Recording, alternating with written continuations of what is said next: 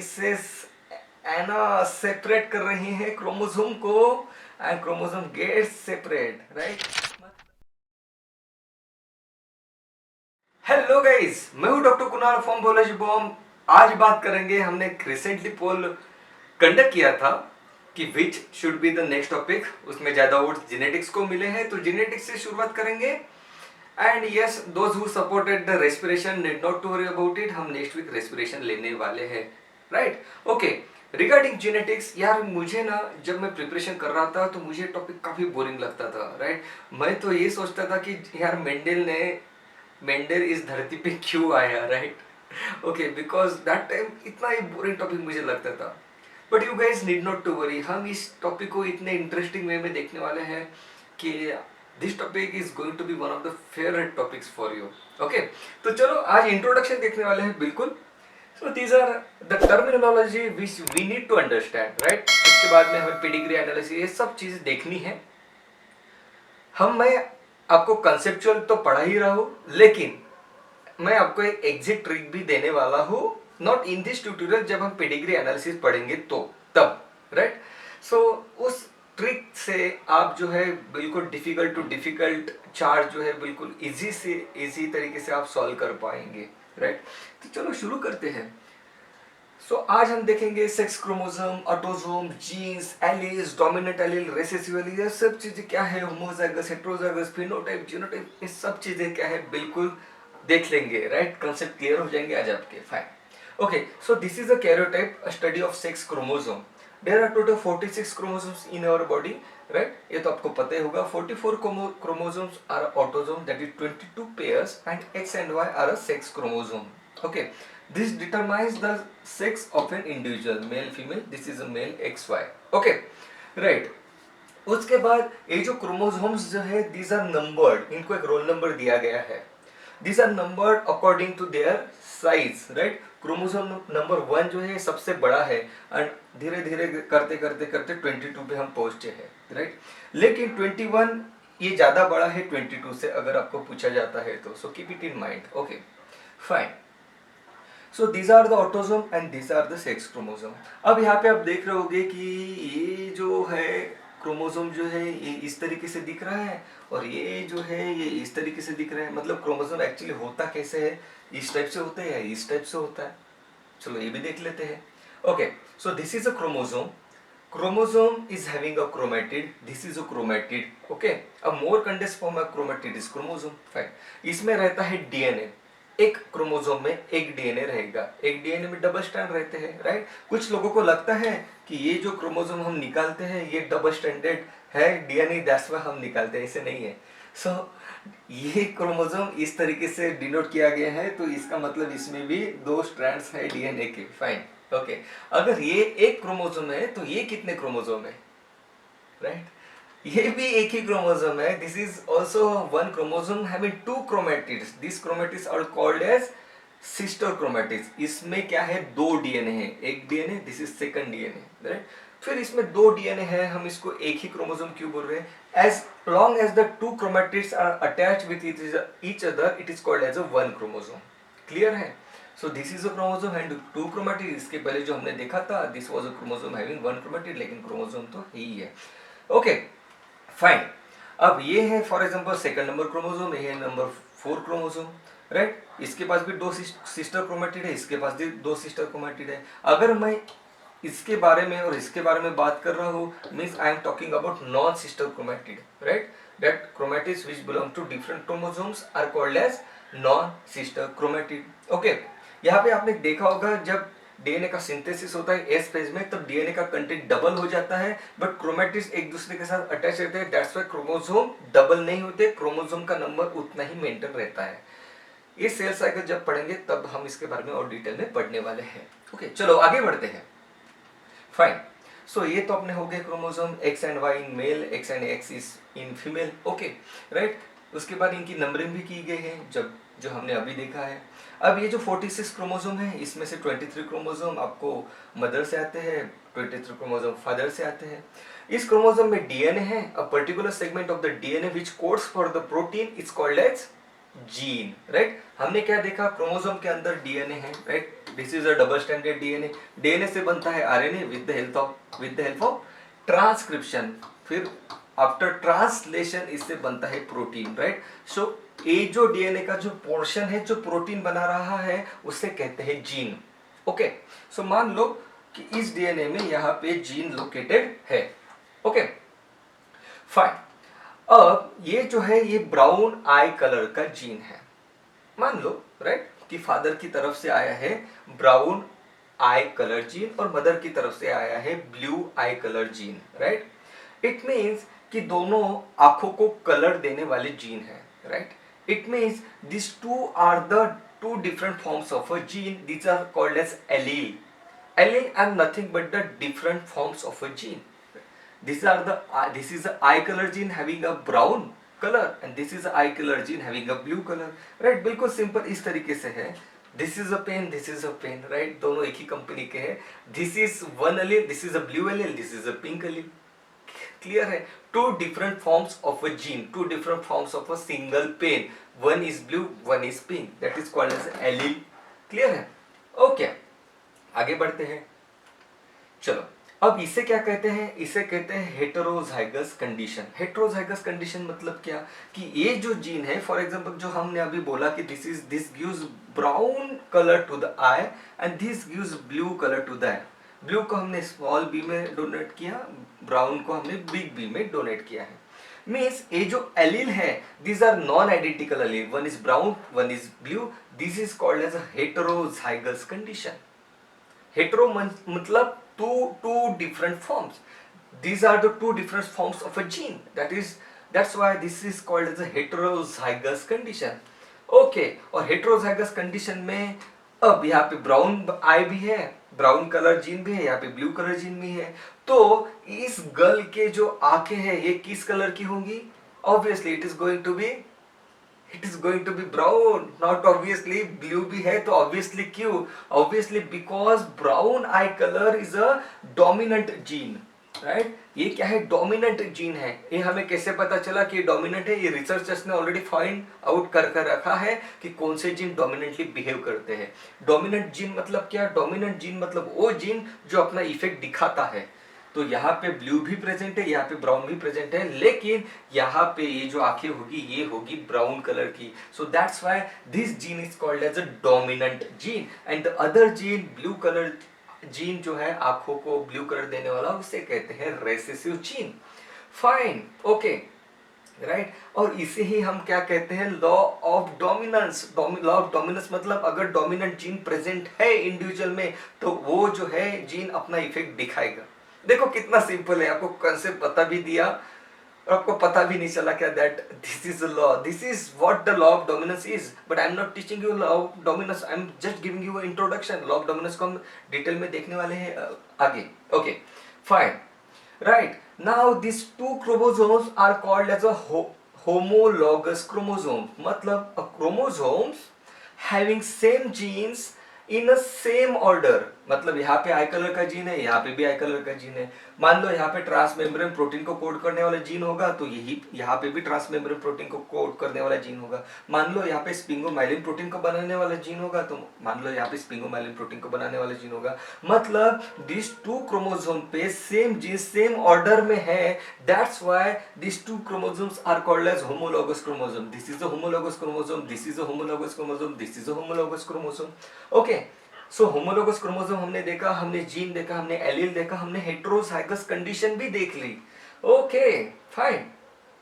अब मान लो यहाँ पे ब्राउन आई कलर का जीन फिर से प्रेजेंट है और यहाँ पे भी ब्राउन आई कलर का जीन प्रेजेंट है। अब इस केस में क्या होगा, दोनों ब्राउन ब्राउन कलर के हैं तो ऑब्वियसली जो आंखें जो है ब्राउन कलर की होगी। अब यहाँ पे बी है, ब्राउन के लिए बी, हमने बी, मतलब दोनों आइडेंटिकल जीन है तो हम इस कंडीशन को क्या कहेंगे, होमोजाइगस कंडीशन। कितना सिंपल है देखो, होमोजाइगस मतलब दोनों ब्लू ब्लू या तो फिर दोनों ब्राउन ब्राउन या दोनों पिंक पिंक। ओके हेटेरोजाइगस मतलब क्या, एक ब्लू एक pink, this is called as heterozygous. कितना सिंपल है। Okay so this is a homozygous condition, दोनों B B that is identical allele. Okay मान लो यहाँ पे ब्लू कलर जीन प्रेजेंट है which gives blue colour to the eye और यहाँ पे भी blue color gene present hai which gives blue color to the eye. So these are the two different forms of a eye color gene. Okay, so this is a now these are the identical gene. This is a homozygous condition and in this case this recessive blue eye color gene, हमने क्या देखा था, brown colour dominant है, blue recessive है. अब दोनों blue present है तो आंखें भी ब्लू कलर की होगी. इससे हमने क्या देखा, इससे हमने ये देखा कि अगर रेसेसिव जीन को खुद को एक्सप्रेस करना है तब उसके दो फॉर्म्स होना जरूरी है. मतलब रेसेसिव जीन खुद को एक्सप्रेस करता है इन homozygous condition. I repeat, recessive gene खुद को एक्सप्रेस करता है इन होमोजाइगस कंडीशन. हेट्रोजाइगस कंडीशन में तो ब्राउन कलर का जीन रहेगा तो वो खुद को एक्सप्रेस कर देगा. Fine, okay, fine fine fine. Okay, आगे बढ़ते हैं. अभी बिल्कुल सिंपल है. अब फिनोटाइप क्या होता है? फिनोटाइप मतलब ऑब्जर्वेबल कैरेक्टरिस्टिक्स. आप यहाँ पे देख रहे हो कि यहाँ पे आपको दिख रहे है that this girl is having blue colour eyes. Means आपको दिख रहा है कि this is a characteristic, observable characteristic. This is called as a phenotype. हम कहेंगे phenotype is blue colour eye. Okay, what is genotype? This is called as a genotype.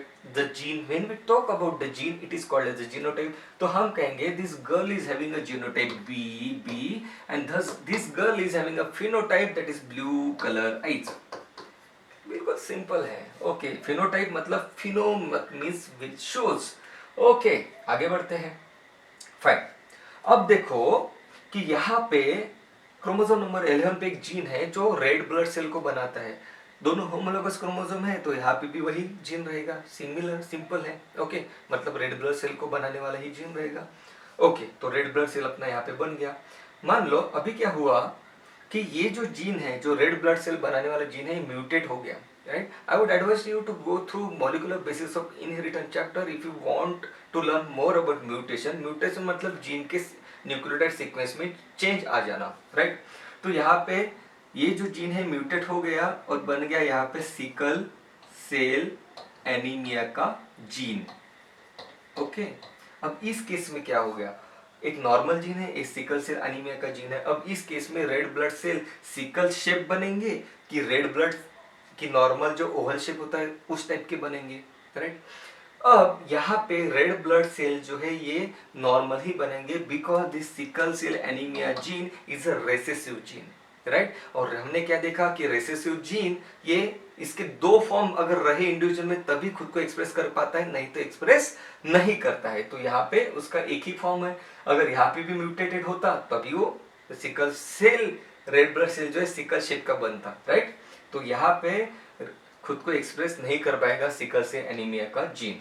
Okay, अब मान लो homozygous condition की ये भी म्यूटेटेड है, ये भी म्यूटेटेड है. अब इस केस में रेसेसिव जीन के दो फॉर्म अपने पास प्रेजेंट है इस इंडिविजुअल में. सो इस केस में रेड ब्लड सेल जो है सिकल शेप का बन जाएगा and will call that this child या तो फिर this girl is suffering from sickle cell anaemia. Right, लेकिन इसके पहले फॉर्म में क्या हो रहा था, इसके पहले फॉर्म में सिकल सेल एनीमिया का जीन तो था लेकिन खुद को एक्सप्रेस नहीं कर पाया. In that case will call that this girl is a carrier of a disease. Right, she is a carrier of a disease now because she is carrying a gene but not expressing itself. Right, अब उसके पास दोनों form present है. now she is able to express the defect and we'll call that this child या तो फिर this girl is having a sickle cell anemia disease. Simple है. Okay, चलो आगे बढ़ते हैं. When I say that phenylketonuria is an autosomal recessive disease and she is suffering from phenylketonuria disease, it means autosomal recessive है तो phenylketonuria के दो gene यहाँ पे प्रेजेंट होने चाहिए, identical gene. Right, okay. When I say that the Huntington disease is an autosomal dominant disease, it means कि autosomal dominant gene अकेला रहा तो भी खुद को एक्सप्रेस कर पाएगा. यहाँ पे नॉर्मल रहा तो ये नॉर्मल जीन खुद इसको बचा नहीं पाएगा. ऑटोसोमल डोमिनेंट हंटिंगटन डिसीज का अगर जीन यहाँ पे प्रेजेंट है तो खुद को एक्सप्रेस करेगा ही करेगा. जबकि रेसेसिव जीन होमोजाइगस कंडीशन में ही खुद को एक्सप्रेस कर पाता है. That's what I wanted to convey you. Okay, fine. चलो अब देख लेते हैं. अब ये है अपना बॉय, आज का hero.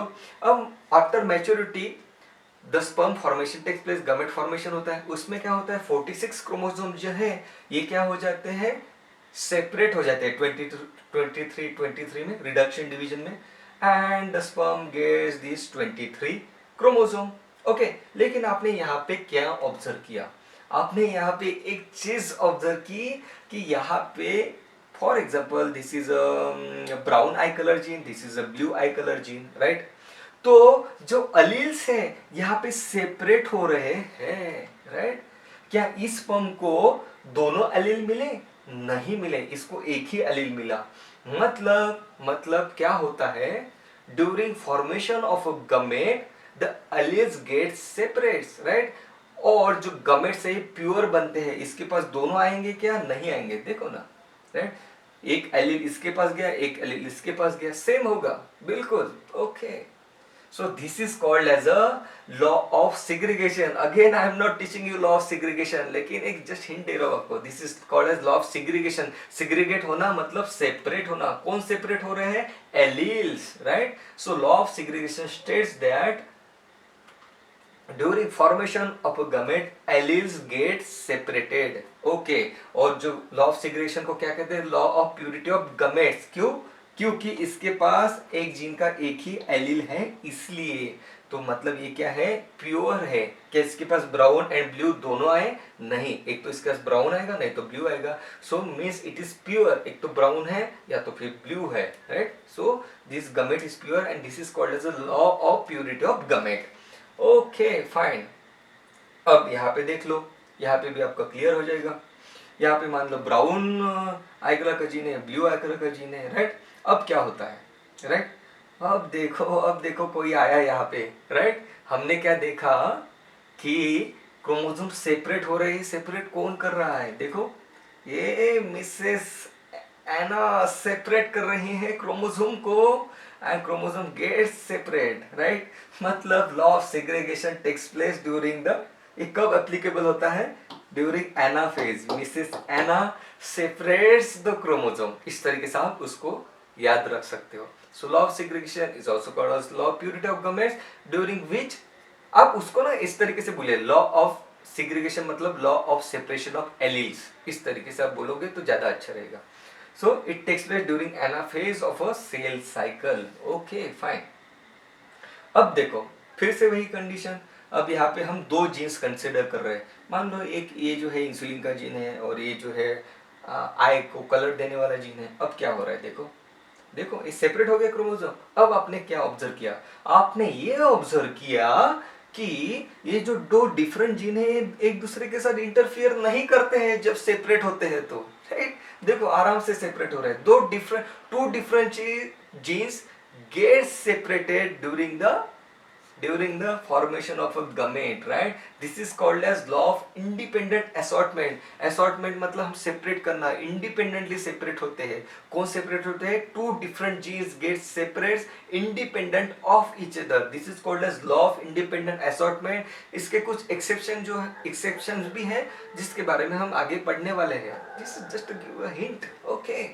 Fine, so this was law of independent assortment. मतलब दो जीन्स जो है ये एक दूसरे के साथ इंटरफियर नहीं करते हैं। Fine, so guys this was all about this complete list, right? I hope you will find this tutorial helpful. और अगर आपको इसमें कुछ समझ में नहीं आया होगा, स्टिल डोंट वरी, क्योंकि आगे हम और ज्यादा डिटेल में इन सब टर्मिनोलॉजीज को देखने वाले हैं, राइट?